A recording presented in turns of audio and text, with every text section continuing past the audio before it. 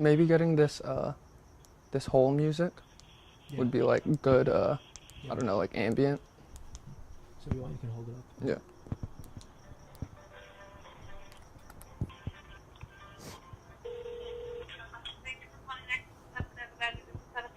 What time are we looking for tomorrow, sir? 6:15 a.m. in the city of Reseda. And what type of location is it? It's my beautiful home.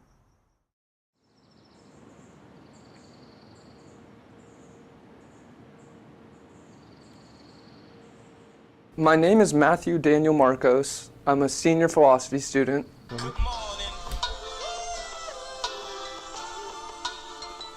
Access Service is a great service that provides rides for disabled people. With Access Services, you have to pick up to 4 other people. So you're sitting in rush hour for like 3 hours.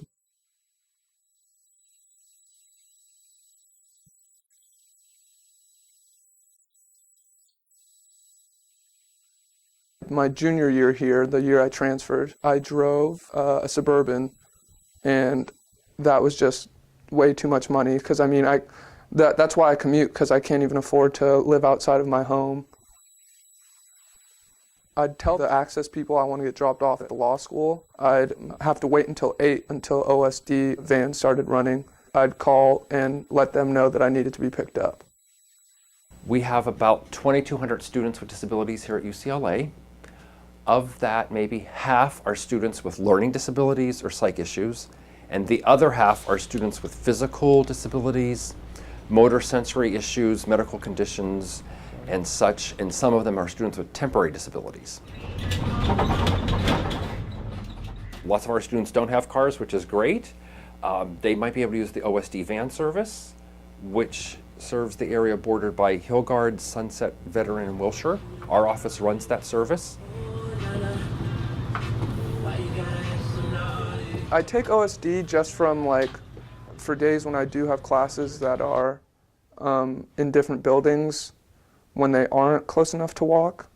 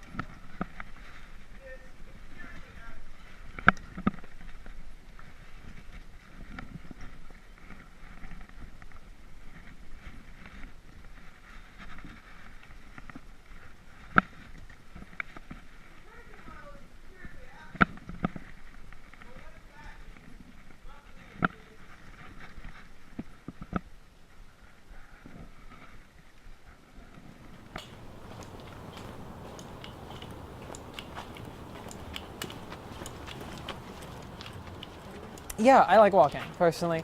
I like just walking the campus when I'm getting ready for my day. I like walking around. I like passing by different people. It feels like I'm entering a college community. It's really nice. The OSD has been really accommodating with the ways that it helps get around campus. The van service that I've used maybe once has proved useful, but it's a little odd to schedule it. It's a little odd to have to work around their schedules and work around the specific times that they need to pick up and they need to drop off, because it's not just a freewheel system for every individual. They have to work with all the disabled students. But they do a really good job of helping with some times when I can't get to class. It's comfortable, it's just somewhat inconvenient, the system they have right now. So the routine things aren't that difficult. I love the OSD. They have a great van service, great drivers, very accommodating.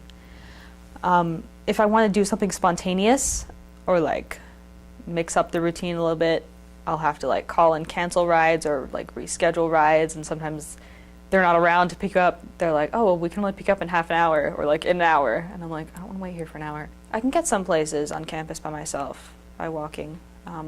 A lot of random strangers will ask me if I need help, and I'll usually accept help because I'd rather get there safely than be proud. I've planned accordingly. I took into account that, I mean, I've lived in LA my whole life, so I have very good standings on how long it takes to get from here to my home, from my home to here. I got picked up by him, I think like once or twice before. He was making small talk and stuff. I mean, that's the thing with access drivers. They want to get to know you and stuff, which is cool at times, but there are other times when you're like, all right, guy, I've been on my feet for like 12 hours and shit. Like, it's been a long day. I don't know. I don't really feel like gabbing it up with you.